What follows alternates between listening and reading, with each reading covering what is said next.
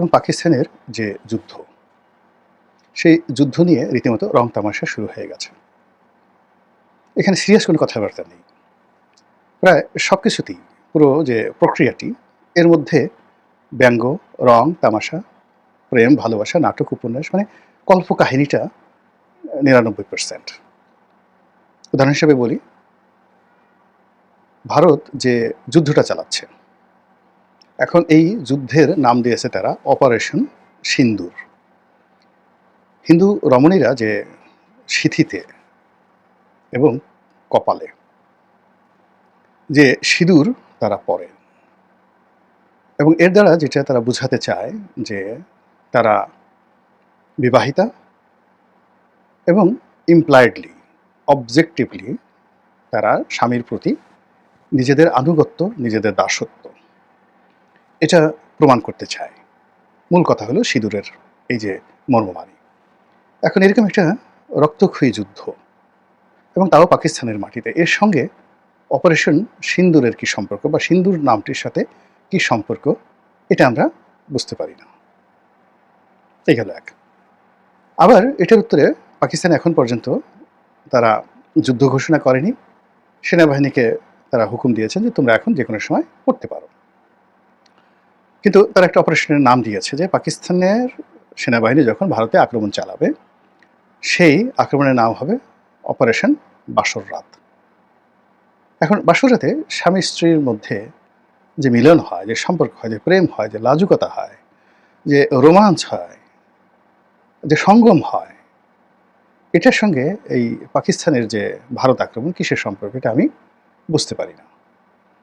আমার কাছে মনে হচ্ছে যে পুরো বিষয়টা নিয়েই একটা নাটক চলছে, এবং এই নাটকের সঙ্গে উভয় দেশের রাজনীতিবিদরা সরাসরি জড়িত, এবং উভয় দেশের সামরিক বাহিনী সরাসরি জড়িত। আর সাধারণ জনগণ ইতিমধ্যে তাদের যা সর্বনাশ হওয়ার তা কিন্তু হয়ে গেছে, এবং আগামীতে আরও সর্বনাশ হবে। আর আমরা বুঝে হোক না বুঝে হোক এই নাটকের সঙ্গে যারা তালি বাজাচ্ছি, আমরা যারা খুব উদ্বেলিত হচ্ছি, ওখানে এটা হচ্ছে, এখানে ওটা হচ্ছে, এবং সেই কাজ করতে গিয়ে যদি আমাদের একেবারে পান থেকে চুন খসে যায়, তাহলে কিন্তু আমরা এমন সর্বনাশের মধ্যে পড়বো যেখান থেকে আসলে একটা উহ শব্দ করার মতো অবস্থা আমাদের থাকবে না। ফেসবুক খুলে আপনি দেখবেন যে পাকিস্তান যে আক্রমণ করেছে, সেই আক্রমণে যে ক্ষয়ক্ষতি হয়েছে, তো সেখানে পাকিস্তানের একটা জঙ্গি গ্রুপ, খুবই নামকরা একটা জঙ্গি গ্রুপ, যারা পাকিস্তান সরকারেরও অপ্রিয়, ভালো নয়, ইসলামী জঙ্গি গ্রুপ।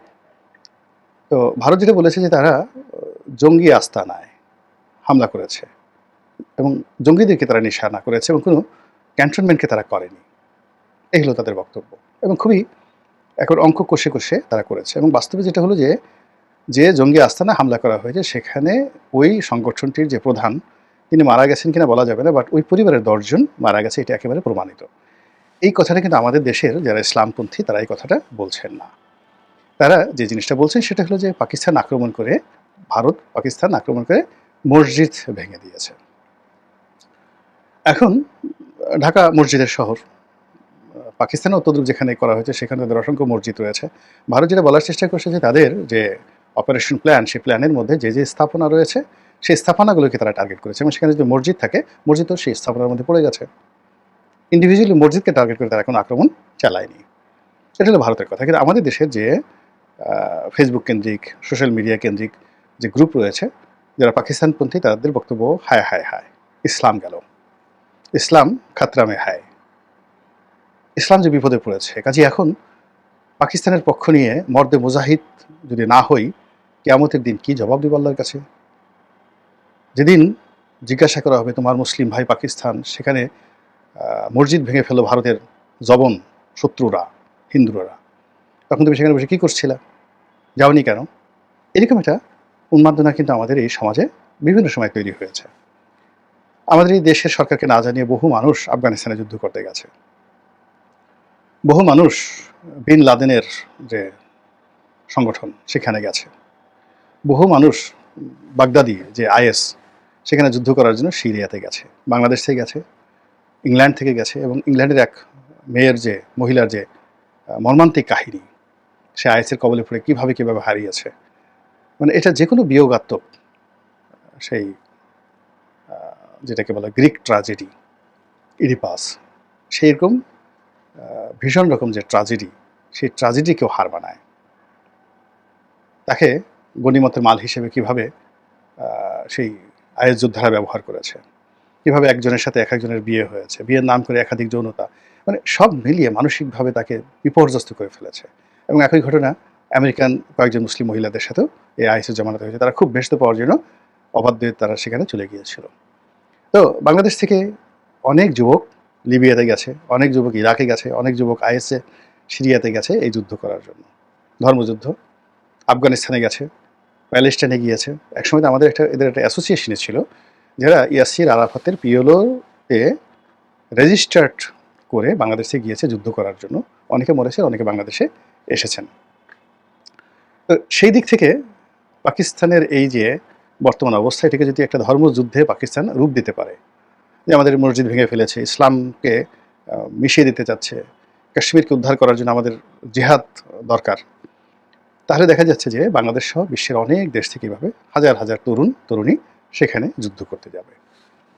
এখন এই যে পাকিস্তানের মসজিদ ভেঙে ফেলেছে ভারত, এটা যেভাবে একদল বলছে, তার সঙ্গে সঙ্গে আবার কিন্তু সোশ্যাল মিডিয়াতে আর একদল বলার চেষ্টা করছে যে ঠিক আছে, তাহলে পাকিস্তান তো ইচ্ছে করলে, তাদের তো ক্ষমতা আছে, তারা ইচ্ছে করলে তো ওই যে বাবরি মসজিদ ভেঙে যেখানে রাম মন্দির করা হয়েছে, সেই অযোধ্যা রাম মন্দিরে একেবারে সরাসরি তারা কিন্তু মিসাইল আক্রমণ করে সেটা ভেঙে দিতে পারে। তাদের সেই প্রযুক্তি আছে, তাদের সেই সক্ষমতা আছে। তারা কি সেই কাজটি করবে? রাম মন্দিরটা কি ধ্বংস করবে? তো কেন সেটা তারা করছে না বা করবে না? এটা যদি একটা করে, তাহলে তো নরেন্দ্র মোদীকে যে শিক্ষা দেওয়া হবে কিয়ামত পর্যন্ত, নরেন্দ্র মোদী এবং তার বংশধর যারা থাকবে কোনোদিন আর যুদ্ধের নাম নেবে না, এই রাম মন্দিরটা যদি পাকিস্তান ধ্বংস করে দেয়। এগুলো নিয়ে কথাবার্তা হচ্ছে, পাকিস্তান কি সেই কাজ করবে? আমার কাছে মনে হচ্ছে পাকিস্তান কখনোই সেই মন্দির ধ্বংস করার মতো যে উগ্রবাদী যে কর্মকাণ্ড, সেটা পাকিস্তান কখনোই করবে না। কিন্তু আমরা কিন্তু বলার চেষ্টা করছি। এবং এতে করে আমাদের যে ভয় হচ্ছে, সেই ভয় হলো যেহেতু আমাদের একটা ব্রুট মেজরিটি আছে, এবং আশ্চর্য ব্যাপার হলো যে পাকিস্তানেও কিন্তু মুসলমানদের একটা ব্রুট মেজরিটি রয়েছে, কিন্তু সেখানে ধর্মের উপর কিন্তু আঞ্চলিকতাটা বেশি, যাকে বলা এখানে পারিবারিক যে ঐতিহ্য, আঞ্চলিকতা। যেমন আপনি সিন্ধু প্রদেশের মুসলিম, ওটা আপনার কাছে সিন্ধুর যে অধিবাসী হিসেবে বেশি গর্বের। আবার ধরুন আপনি পাঠান বংশের লোক, সব কিছুর ঊর্ধ্বে যে ঠিক আছে আপনি মুসলমান, সিন্ধু প্রদেশ, এটা আপনার কাছে ফার্স্ট এবং মানে সেকেন্ডারি, থার্ড হয়ে যায়, প্রথম হয়ে যায় আপনি পাঠান বংশের লোক। এই যে একটা ফিউডাল সোসাইটি পাকিস্তানে রয়েছে, ফলে ওখানে হলো কি ইসলাম নিয়ে কম্বাইন্ডলি অ্যান্ড কালেকটিভলি ওখানে আসলে সন্ত্রাস হয় না, আলাদা আলাদা বিচ্ছিন্নভাবে সন্ত্রাস হয়, পারস্পরিক দ্বন্দ্ব এবং সংঘাত। আদারওয়াইজ পাকিস্তান কিন্তু সর্বনাশ হয়ে যেত। সেখানে যেভাবে অস্ত্র আছে, যেভাবে অর্থ আছে, তাদের যেভাবে সীমান্ত আছে, আমরা তো একটা ল্যান্ড লক, বলতে গেলে আমাদের সমুদ্র আছে, কিন্তু তারপর আমরা চারিদিক থেকে ভারত দ্বারা পরিবেষ্টিত। আমরা সমুদ্রে আমাদের নির্দিষ্ট সীমার বাইরে আমরা সমুদ্র যেতে পারি না, আমাদের নৌবাহিনীও যেতে পারে না সেখানে, রিয়ালিটি। তো সেক্ষেত্রে আমাদের এই ভূমিতে যদি একটা জিহাদি জোশ চলে আসে, এবং রাম মন্দির পাকিস্তান ভাঙলো না, কিন্তু আমরা বাংলাদেশে মন্দির ভাঙা শুরু করলাম। এর কারণ হলো আমাদের তো এখানে মুসলিম যে সম্প্রদায়, এখানে হোমোজেনিয়াসনেসটা বেশি। এখানে কে তালুকদার বংশের, কে বরিশাল বিভাগের, কে চট্টগ্রাম বিভাগের, কে আহলে সুন্নাত ওয়াল জামাত, এগুলো সবই সেকেন্ডারি। এখানে এক নম্বর যেটা হলো যে আমাদের সবাই আমরা মুসলিম। মুসলিম হিসাবে ধর্মের উপর যখন আঘাত এসেছে, ওরা আমাদের মসজিদ ভেঙেছে, আমরা ওদের মন্দির ভাঙবো, এরকম যদি একটা আওয়াজ উঠে যায় আমাদের বাংলাদেশে, তখন এই যে আমাদের যে ধর্মীয় যে বিভেদ বিসংবাদ আছে, এই বিভেদ বিসংবাদ অতিক্রম করে লক্ষ লক্ষ মানুষ রাস্তায় নেমে যাবে। এবং লক্ষ লক্ষ মানুষ রাস্তায় নেমে যাওয়ার পর আমাদের এই কর্ম দ্বারা যে ইতিহাস তৈরি হবে, এতে করে কি হচ্ছে, পরাজিত যারা শক্তি রয়েছে, আওয়ামী লীগ, তারা দিল্লিতে বসে হাসবে, এবং দিল্লিতে তাদের যারা সাহায্যকারী লোক রয়েছেন তাদেরকে তারা বোঝাতে সক্ষম হবে যে আসলে আওয়ামী লীগের বিকল্প কোনো বন্ধু তাদের নেই। এই গেল এক। দুই নম্বর হলো ভারত এই বিষয়টি প্রশমিত করতে চাইবে, এবং ভারতের যে সাম্প্রদায়িক গোষ্ঠী তারা মারাত্মক উত্তেজিত হয়ে যাবে, এবং মারাত্মক উত্তেজিত হয়ে গিয়ে ভারতের সেই যে বিজেপি সরকার, তারা তাদের যে উগ্র সমর্থক যারা আছেন তাদেরকে সান্ত্বনা দেওয়ার জন্য তারা যে কাজটি পাকিস্তানের সঙ্গে করেছে, ওইরকম একটু যদি বাংলাদেশের সঙ্গে করে, আপনি চিন্তা করেন তো, আমাদের মধ্যে অনেকে আছে না, জিকির করতে করতে জোশ উঠে যায়, তাল গাছের উপর উঠে যায়, তারপরে মাহফিলের বাঁশ বেয়ে বেয়ে উঠে তারপর বাঁশের উপরে বসে বসে জিকির করে। আপনি দেখবেন যে এরা মানে কোন ফাঁকে যে কুচুরি পানা নিচে পালিয়েছে, এবং কোন ফাঁকে যে সীমান্ত পাড়ি দিয়ে কোথায় চলে গেছে, নৌকায় করে তারা মায়ানমারে গিয়ে রোহিঙ্গা হওয়ার চেষ্টা করেছে। আপনি এগুলো বুঝতেই পারবেন, এরকম হাজার হাজার বছরে আমাদের এরকম ইতিহাস রয়েছে। মানে যখন জোশ আসে, জোশ আসার পর তারা দুনিয়াতে কোনো কিছুকে পাত্তা দেয় না, কিন্তু যখনই ডান্ডা চলে আসে, ডান্ডা আসার সঙ্গে সঙ্গে তারা যে ভয় পায়, ও মাই গড! যে লোক মাতৃভাষা বাংলা সে ভুলে গিয়ে ইংরেজিতে বলা শুরু করে দেয়। যদি ইংরেজি আক্রমণ করে ভাঙা ভাঙা ইংরেজিতে, যদি পাকিস্তানি হয় উর্দুতে বলা শুরু করে, যদি ভারত আক্রমণ করে তাহলে দেখবেন যে মাতৃভাষা ভুলে গিয়ে হিন্দি বলা শুরু করেছে। আপনি কোন হ্যাঁ, ভাত খেয়েছেন তো হ্যাঁ, কলা খাবেন হ্যাঁ, এরকমভাবে দেখবেন যে তারা সেই হিন্দি বলা শুরু করেছে। তো কাজেই যুদ্ধ ভারতের সঙ্গে পাকিস্তানের হচ্ছে, লেট দেম প্লে। এটা নিয়ে আমাদের আসলে কোনো কিছু করার নেই। মানব জাতির যে মহাকালের ইতিহাস, সেই মহাকালের ইতিহাসে যে কজন জ্ঞানী ব্যক্তি রয়েছে তাদের মধ্যে একজন হলেন কনফুসিয়াস। মানে এত বড় দার্শনিক, এত বড় রাজনীতিবিদ, এত বড় সফল মিনিস্টার পৃথিবীতে হয়নি। মানে তিনি জীবনের সব ক্ষেত্রেই সফল। যেমন ধরেন অ্যারিস্টটল, সক্রেটিস, প্লেটো, তারা কিন্তু তাদের জীবনে প্রচুর ব্যর্থতা রয়েছে। সক্রেটিস খুব বড় জ্ঞানী, কিন্তু তার 2 স্ত্রী ছিল। সে একদিনও ঘরে সুস্থভাবে কোনো স্ত্রীর সাথে ঘুমোতে পারেননি, খেতে পারেননি। প্রায় তিনি এই নিঃসঙ্গতা কাটানোর জন্য, যন্ত্রণা থেকে বাঁচার জন্য আলাদা থাকতেন, একা থাকতেন। এবং তিনি বলেও গেছেন যে বিয়ে করো, যদি ভালো বউ পাও সুখে থাকবে, আর যদি ভালো বউ না হয় তাহলে আমার মতো দার্শনিক হবে। কিন্তু কনফুসিয়াস ওটা ছিলেন না। কনফুসিয়াস সেনাপতি ছিলেন, মন্ত্রী ছিলেন, সম্রাটের মন্ত্রী ছিলেন, তিনি ধর্মগুরু ছিলেন। মানুষের বিশ্বাস এবং শ্রদ্ধার যে জায়গা চীনের হাজার বছরের ইতিহাসে এখন পর্যন্ত তার এই সম্মান এবং মর্যাদার যে জায়গাটা কেউ দখল করতে পারেনি।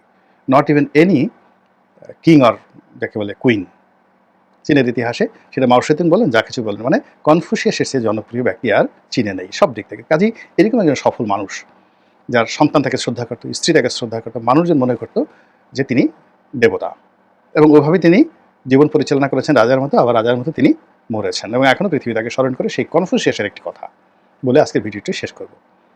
তিনি বলেছেন যে অন্যের বাড়ির সামনে বরফ জমে আছে, স্তূপ বরফের পাহাড় জমে আছে, ওটার দিকে তোমার তাকানোর দরকার নেই।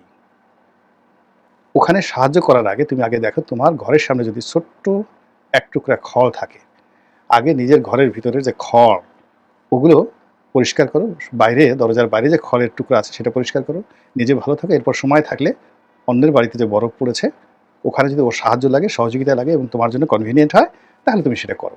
আদারওয়াইজ ওইদিকে তোমার তাকানোরই দরকার নাই। কাজেই এই যে আল্লাহ রাব্বুল আলামিন দুটো চোখ দিয়েছে, কান দিয়েছে, এর একটা নিয়ম আছে, একটা ম্যানুয়াল আছে। আপনি দেখেন একটা ছোট সাইকেল কিনবেন, ওটার একটা ম্যানুয়াল আছে, সব কিছুর একটা ম্যানুয়াল আছে। আপনার যে 5টা ইন্দ্রিয় রয়েছে, আপনি যেটা মানুষ, আপনার যে বডি, আপনার যে শরীর, ওটার একটা ম্যানুয়াল আছে, চোখের ম্যানুয়াল আছে, কানের ম্যানুয়াল আছে। সব দেখতে হয় না, সব শুনতে হয় না, মুখ থাকলে সব বলতে হয় না। আল্লাহ আমাদের সবাইকে হেদায়েত দান করুন এবং হেফাজত করুন। আসসালামু আলাইকুম ওয়া রাহমাতুল্লাহি ওয়া বারাকাতুহু।